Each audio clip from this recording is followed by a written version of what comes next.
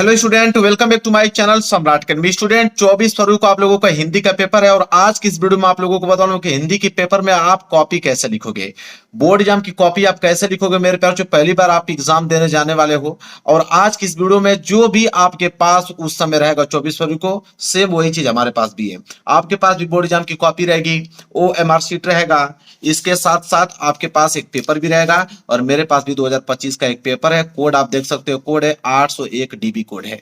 ठीक है, कोड में यहां दिखा देता हूं और मेरे प्यार बच्चों पूरा का पूरा प्रोसेस बता रहा हूं शुरू से लेकर लास्ट तक कि जब 24 फरवरी को आप एग्जाम देने जाओगे तो सबसे पहले आप क्या करोगे, बोर्ड एग्जाम की कॉपी कैसे भरोगे, कौन सी मिस्टेक नहीं करना और कैसे लिखना प्रारंभ करोगे और टॉपर की तरफ कॉपी कैसे लिखोगे, आज की इस वीडियो में आपको बताने वाला हूं।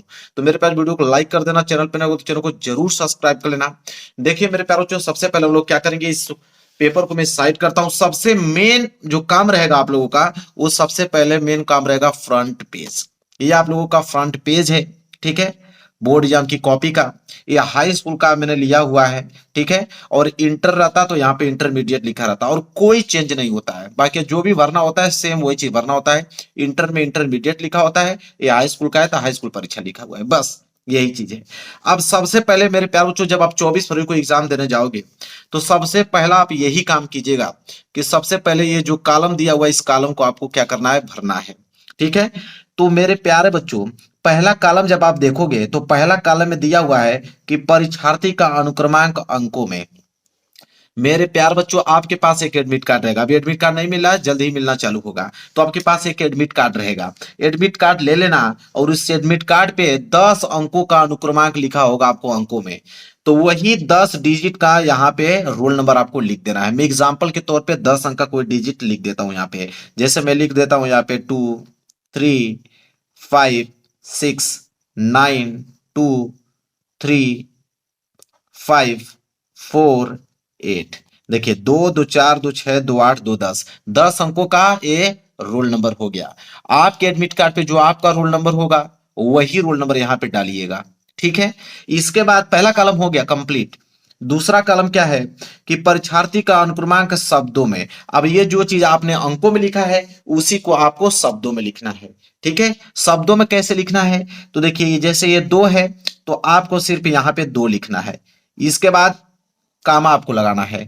3 है तो इसके आगे आप 3 लिखोगे और 3 लिखने के बाद आप कामा लगाओगे। फिर 5 है, इसके बाद आप 5 लिखोगे, फिर वही काम करोगे कामा। इसके बाद 6 है, फिर 6 लिखोगे। ठीक है, देखिए पूरा का पूरा मैंने लिख दिया।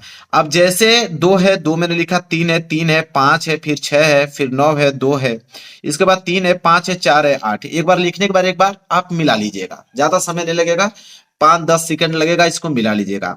अब देख लीजिएगा कि क्या ये भी 10 है ना, 1 2 3 4 5 6 7 8 9 10, बिल्कुल करेक्ट है। यही 2 चीज मेन होता है आपका।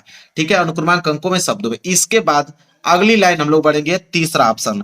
तीसरा ऑप्शन में विषय एवं प्रश्न पत्र तथा संकेतांक दिया हुआ है, जिसमें से आपको विषय भरना होगा, प्रश्न पत्र भरना होगा और प्रश्न पत्र पर अंकित संकेतांक भरना होगा। ये तीनों चीज भरना होगा। विषय आपको मालूम है 24 फरवरी को हिंदी का पेपर है, तो मेरे प्यार बच्चों आप यहां भरोगे हिंदी। ठीक है, हिंदी का पेपर है तो आप डालोगे यहाँ पे हिंदी डालोगे। क्लियर।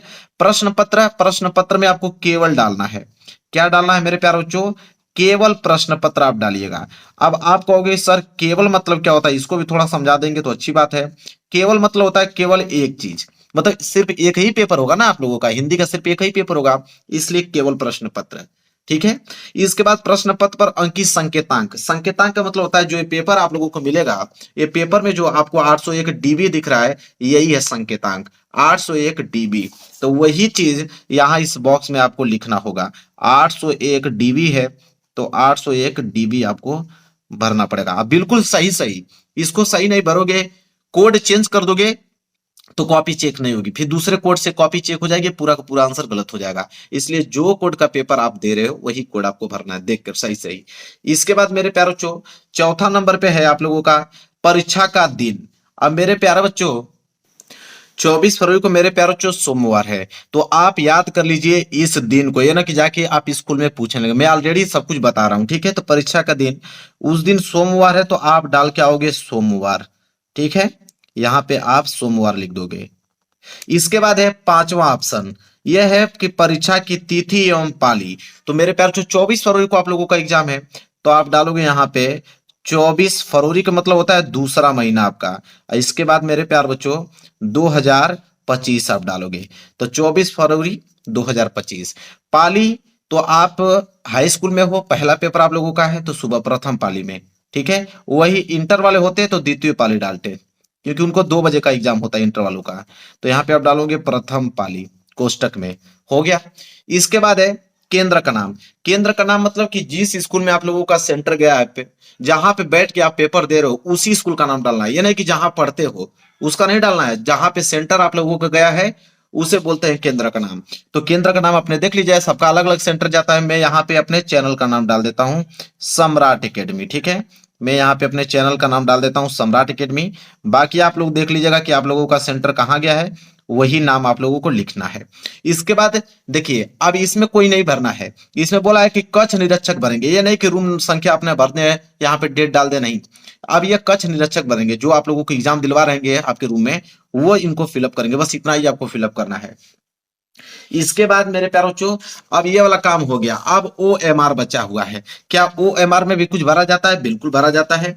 देखिए यहाँ पे आप लोगों का फोटो रहेगा, ठीक है, लगा हुआ। अब यहाँ पे 2 चीज भरना होता है, एक पहला अक्षर या दूसरा अक्षर। ये क्या चीज है? यह है आपके मार्क सीरीज। मार्क सीरीज का मतलब कि जो मैंने पेपर कोड दिखाया कि 801 DB, तो ये जो DB है इसी को मार्क सीरीज बोलते हैं। तो एक ऑप्शन में डी भरेंगे, एक में बी भरेंगे। तो पहला अक्षर क्या था? डी, तो यहाँ पहला अक्षर भरेंगे यहाँ पे डी। दूसरा अक्षर बी था, तो दूसरा अक्षर यहाँ पे भरेंगे बी। अब क्या करेंगे? डी है तो इसमें डी खोजेंगे, डी कहाँ पे है? डी मिल गया, तो डी मिल गया तो डी को अच्छे तरीके से हम लोग यहाँ पे इसको रंग देंगे, ठीक है। इसके बाद बी है तो बी खोजेंगे, बी मिल गया तो बी को अच्छे तरीके से हम लोग यहाँ पे क्या करेंगे? रंग देंगे मेरे प्यारे बच्चों। क्लियर है? ब्लू पेन का भी इस्तेमाल कर सकते हो या ब्लैक पेन का भी इस्तेमाल कर सकते हो, कोई दिक्कत नहीं है। इसके बाद देखिए यहाँ पे केंद्र व्यवस्थापक की मोहर लगी हुई मिलेगी आपको, कोई टेंशन नहीं है।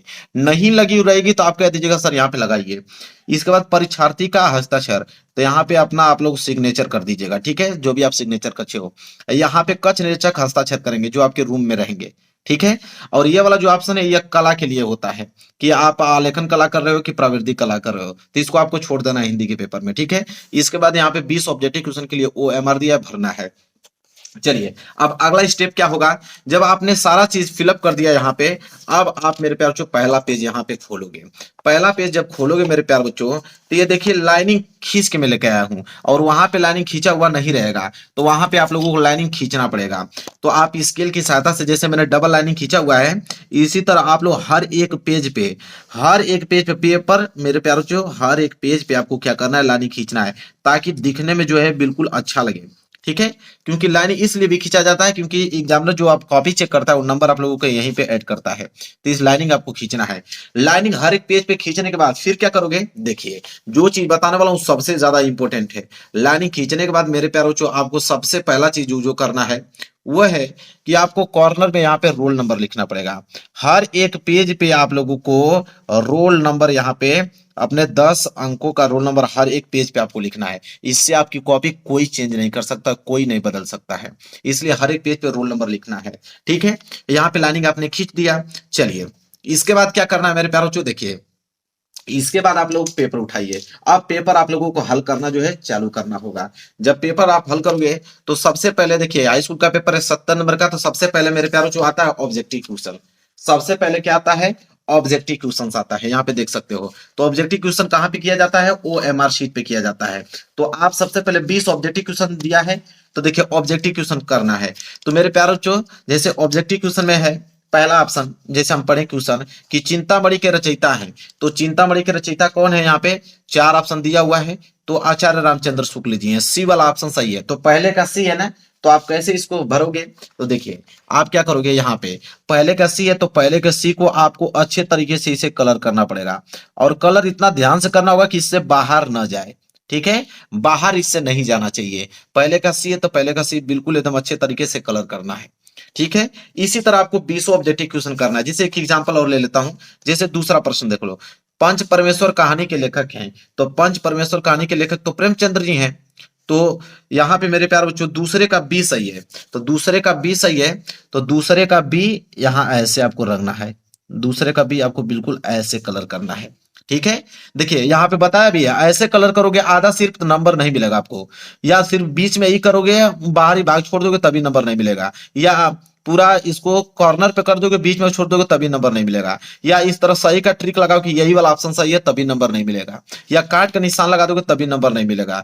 नंबर आपको मिलेगा तो ऐसे मिलेगा। सही तरीका यह है, देखिए आप बोला भी है कि सही तरीका यह है कि आपको ऐसे ऐसे जैसे रंगा हुआ है पूरा वैसे आपको रंगना पड़ेगा एकदम अच्छे से, तब जाके आप लोगों को नंबर मिलेगा। तो ऑब्जेक्टिव क्वेश्चन समझ में आ गया ना कैसे करना है। चलिए मैं इसको हटाता हूँ।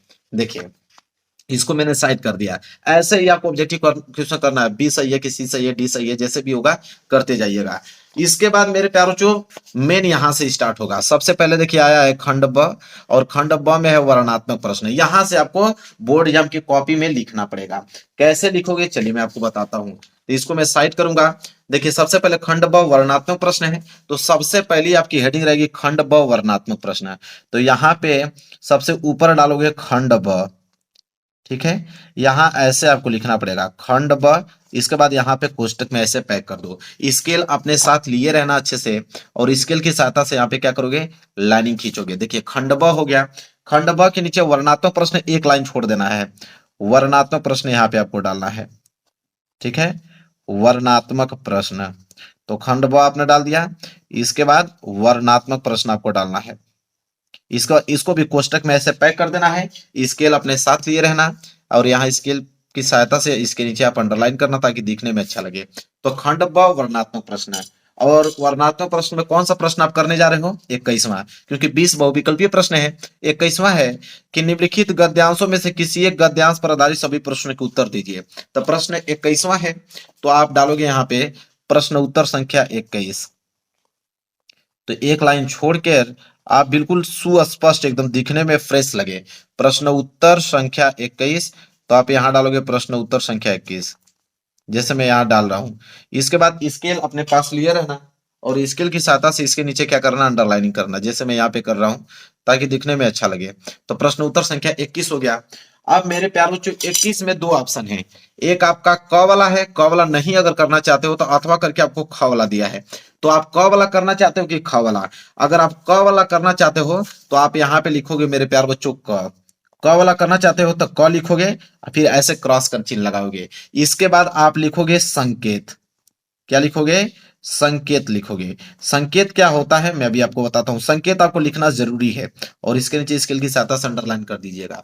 संकेत का मतलब ये चीज होता है। संकेत कैसे लिखा जाता है, देखिए जैसे ये वाला गद्यांश आपको करना है, तो संकेत का मतलब कि अश्वारोही पास आया, शुरू की लाइनिंग उठा लो, फिर डॉट डॉट डॉट डॉट करते हुए गृह में जाती हूं, इतना लिखना है। तो अश्वारोही पास आया, तो आप यहां पे लिखोगे कि अश्वारोही पास आया, तो लिखोगे यहाँ पे अश्वारोही पास आया। शुरू के दो लाइन आपको लिखना है, अश्वारोही पास आया, तो अश्वारोही पास आया। देखिए पूरा डिटेल में बता रहा हूं, ऐसा ही आपको करना है। इसके बाद डॉट डॉट डॉट डॉट करते जाओगे, और फिर लास्ट की लाइन क्या था कि जाती हूं, इतना भी लिख दोगे तो काम बन जाएगा। जाती हूं, लास्ट की लाइन लिख देना कि जाती हूं। इससे यह होता है कि एग्जामिनर को मालूम चल जाता है कि दोनों में से आपने कौन सा गद्यांश किया है। तो अस्वर वही पास आया, जाती हूं, ठीक है। अब इसके नीचे दिए गए प्रश्नों का उत्तर आपको लिखना पड़ेगा। कैसे, देखिए 3 प्रश्न है, पहला दूसरा तीसरा। पहला है कि उपयुक्त गद्यांश का संदर्भ लिखिए, ठीक है। अब पहला आप कर रहे हो, अब देखिए पहला वाला कर रहे हो तो एक लाइन छोड़कर आप यहां डालोगे पहला, ठीक है। ऐसे एक लाइन छोड़ने के बाद आप डालोगे पहला। अब देखिए कैसे पहला आपको करते हैं, मैं आपको बताता हूं। देखिए संदर्भ करने का तरीका क्या है, उसमें बोला है कि संदर्भ लिखे। अब देखिए आपको ये चीज करने की जरूरत नहीं है कि प्रस्तुत गद्यांश हमारी पाठ्य पुस्तक हिंदी के काव्य खंड संकलित भाषा इस चैप्टर से लिया गया, इसके लेखक हैं, ऐसे कुछ करने की जरूरत नहीं है। मैं आपको एक आसान तरीका बताता हूं। संदर्भ में दो ही चीज होता है, एक पाठ का नाम होता है मेरे प्यारे बच्चों, पाठ का नाम, और दूसरा महत्वपूर्ण होता है यहाँ पे लेखक का नाम। एग्जामिनर जो है दो ही चीज देखता है, ठीक है, पाठ का नाम और लेखक का नाम। तो आपको क्या करना है, वैसे बनाकर नहीं लिखना है। आप एक हेडिंग डालेंगे पाठ का नाम, एक हेडिंग डालेंगे लेखक का नाम। जब भी संदर्भ लिखना हो ऐसे आप लिख सकते हो, एग्जामिनर कोई नंबर नहीं काट सकता है। तो एक तो हेडिंग आपकी क्या रहेगी, पाठ का नाम, तो एक हेडिंग आप डालोगे ऐसे पाठ का नाम, ये पहली हेडिंग हो गया। फिर ऐसे आप क्रॉस लगा दो, और दूसरा डालोगे यहाँ पे नीचे लेखक का नाम, लेखक का नाम ऐसे डालना है। तो पाठ का नाम और लेखक का नाम क्लियर है। अब देखिए, अब आपको इस गद्यांश को पढ़ना है, बताना है कि पाठ का नाम क्या है। तो मैं बता देता हूं, इस पाठ का नाम है ममता, मतलब ममता चैप्टर से लिया गया है। तो ममता चैप्टर से लिया गया, तो आप यहाँ पे लिखेंगे ममता, ठीक है। और इसके जो लेखक है मेरे प्यार जो जयशंकर प्रसाद जी हैं, तो आप लिखोगे जयशंकर प्रसाद जी, जयशंकर प्रसाद जी। बस यही दो चीज आपको लिखना है संदर्भ में, ठीक है। और कोई दिक्कत नहीं है, पूरा का पूरा नंबर आपको एग्जामिनर 2 नंबर आपको देगा, क्योंकि यही दो चीज देखता है। इसके बाद पहला वाला प्रश्न आपने कर दिया, इसके बाद दूसरा वाला प्रश्न करना है कि गद्यांश के रेखांकित अंश की व्याख्या कीजिए। तो रेखांकित अंश की व्याख्या दूसरा वाला प्रश्न है। तो एक लाइन छोड़ दो, एक लाइन छोड़ने के बाद अभी आप यहाँ पे दूसरा डालोगे, और यहाँ पे डालोगे रेखांकित अंश की व्याख्या। ब्लैक पेन से आपको यहाँ पे डालना पड़ेगा रेखांकित अंश की व्याख्या। हेडिंग बिल्कुल सही सही आपकी होनी चाहिए। तो रेखांकित अंश की व्याख्या, ये हेडिंग आप बनाओगे। और स्केल की सहायता से मेरे प्यारों चो इसके नीचे आप क्या करोगे, अंडरलाइन, जैसे मैं कर रहा हूं यहाँ पे। स्केल ले लीजिएगा और इसके नीचे आप करिएगा अंडरलाइन। देखिए, अब रेखांकित अंश की व्याख्या में आप लिख दीजिएगा जो भी इसका व्याख्या आप करना चाहते हैं, जो भी इसका व्याख्या है सही, कि श्री जयशंकर प्रसाद जी कहते हैं या लेखक कहते हैं, ऐसे लिख सकते हैं, ठीक है। कि लेखक कहते हैं, लेखक कहते हैं कि, लेखक कहते हैं कि। अब रेखांकित अंश की व्याख्या मतलब जहां तक अंडरलाइन किया गया है, अंडरलाइन कहां किया गया है, कि मैं आजीवन अपनी झोपड़ी के खोदे जाने के डर से भयभीत रही, भगवान ने सुन लिया, मैं आज इसे छोड़ी जाती हूँ, ठीक है। अब तुम इसका मकान बनाओ या महल में अपने चिर विश्राम गृह में जाती हूँ। अब जहां तक अंडरलाइन किया गया इसका व्याख्या बताना है, तो आप अपना व्याख्या जो भी है याद है आपको, उसके सामने उसी तरह लिखते क्या कीजिएगा, चलते चले जाइएगा, लिखते चलते चले जाइएगा। अब मेरे प्यारे बच्चों एक चीज और मैं बताता हूं। अब ये क्या होगा कि जब ऐसे लिखोगे तो ये आपका पेज जो है पहला, ये भर जाएगा। जब आपका पहला पेज भर जा रहा है तो ब्लैक पेन से आप यहाँ कॉर्नर में लिख दीजिए पीटीओ। पीटीओ का मतलब होता है पेज टर्न ओवर, पीटीओ लिख देंगे। इसके बाद मेरे प्यारों चो इस पेज को आप पलट दीजिए, ठीक है। पेज को आपने पलट दिया, पेज को पलटने के बाद एक प्रश्न और बचा था, तो एक प्रश्न और बचा था तीसरा, तो आप यहाँ पे ऐसे लिख सकते हैं तीसरा। अब तीसरा वाले प्रश्न भी जो पूछा गया है उसको आप कर दीजिएगा। जैसे यहाँ बोला है कि ममता के आजीवन भयभीत रहने का क्या कारण था, ठीक है। तो आप मेरे प्यारों से यहाँ पे इसका आंसर आप लिख दीजिएगा कि ममता आजीवन, यहाँ पे इसका आंसर ऐसे आप लिख दीजिएगा कि ममता आजीवन, ममता आजीवन अपनी झोपड़ी, आजीवन अपनी झोपड़ी के खोदे जाने के डर से, के खोदे जाने के डर से या भय से, जाने के भय से या डर से लिख सकते हो, भय मतलब डर होता है, भय से भयभीत रही, भयभीत रही। बस अब ये हो गया आपका कंप्लीट, एग्जामिनर 2 नंबर दे देगा। अब मेरे प्यारे जो प्रश्न उत्तर आप 22 करने वाले हो, तो 22 करने वाले हो तो एक लाइन आपको छोड़ देना है, एक लाइन या 2 लाइन, कम से कम 2 लाइन आप छोड़ दो। 2 लाइन छोड़ने के बाद प्रश्न उत्तर संख्या 22 आप यहाँ पे डालिए, ठीक है। 2 लाइन आप छोड़ दीजिए ताकि दिखने में अच्छा लगे। इसके बाद अगली हेडिंग आप बनाओगे प्रश्न उत्तर संख्या 22। अब यहाँ पे इसको स्केल की सहायता से अंडरलाइन कर दीजिएगा। अब प्रश्न उत्तर संख्या 22 में क वाला कर रहे हो कि ख वाला, इसमें भी ऑप्शन आता है ना।